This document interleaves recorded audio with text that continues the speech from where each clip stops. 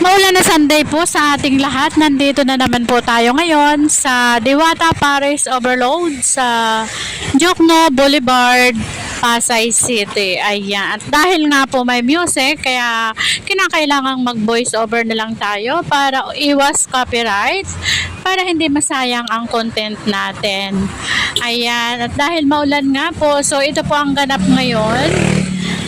Kasalukuyang ka-collaboration namin si Diwata at talaga namang napakabait po talaga ni Diwata at napaka-humble.